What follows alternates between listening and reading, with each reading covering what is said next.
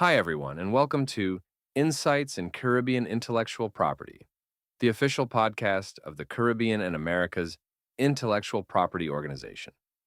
I'm your host, Pete Manning, along with Lucy Dash. Today's topic is Revolutionizing Development, the Power of Intellectual Property for Developing Countries. Imagine a world where a simple pepper could triple a farmer's income or where coffee exports could surge by 275%, all because of intellectual property rights. That's exactly what's happening in some of the world's least developed countries, and it's revolutionizing how we think about economic development. Those numbers are fascinating, and they really challenge the traditional thinking about development. What's the story behind these remarkable changes? Well, let's take that pepper example from Cambodia. The Kampot pepper farmers discovered that by getting this special designation called geographic indication status, kind of like what champagne has in France, they could transform their product from just another commodity into something truly valuable. Hmm, so it's like creating a premium brand based on location and quality? Exactly. And here's what makes it even more interesting. It's not just about slapping a fancy label on the product.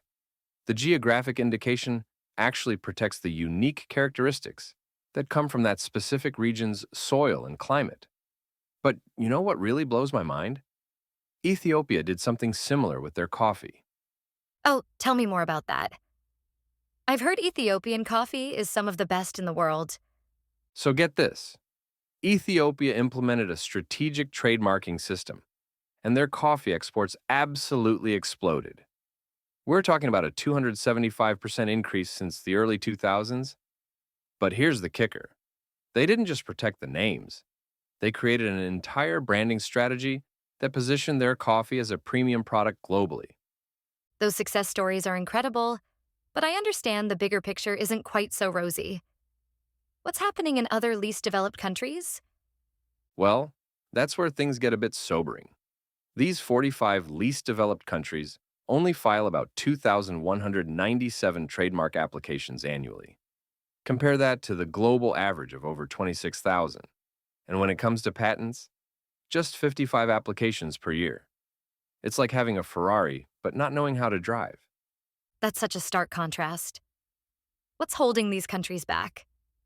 It's a complex web of challenges. First, there's the capacity issue.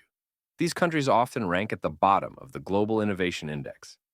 Then there's the informal economy factor, which makes up at least 35% of their GDP. Traditional IP systems just don't work well in those settings, Speaking of the informal economy, I've been reading about how these countries are developing alternative protection mechanisms. It's quite innovative, really.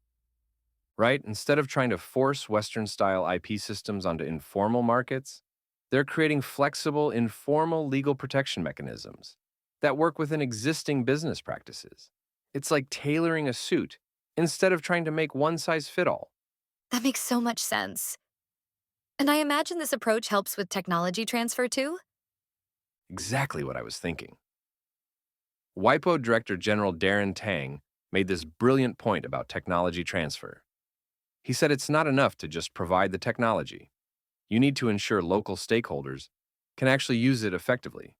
Otherwise, it's like giving someone a smartphone without teaching them how to use it. That reminds me of something interesting about the graduation process from LDC status. It's not as straightforward as it seems, is it?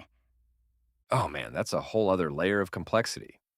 When countries graduate from LDC status, they lose certain preferential treatments that actually help them develop their IP systems. It's like taking away someone's training wheels before they've fully learned to balance. Well, what's being done to address these challenges? There must be some solutions in the works.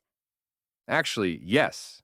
UNCTAD's Secretary General Rebecca Grinspan put it perfectly when she said, not all IP policies will work in all LDCs, but all LDCs can implement successful IP policies. It's about finding the right fit for each country. That's really encouraging. It sounds like there's a path forward, even if it's not one size fits all. Absolutely right. And you know what's really exciting? We're seeing more countries starting to experiment with different approaches. Some are focusing on building their institutional capacity, Others are working on enforcement mechanisms, and some are exploring those alternative protection systems we talked about. Looking ahead, what do you think are the key things to watch for?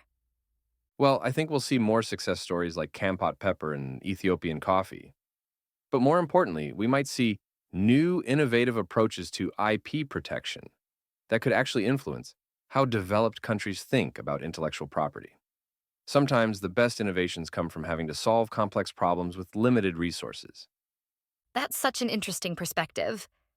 The idea that these challenges might actually lead to better solutions for everyone. You know what they say? Necessity is the mother of invention. And in this case, these least developed countries might just be inventing the future of intellectual property rights. That's a powerful note to end on. It really shows how these challenges could lead to opportunities for everyone. Indeed.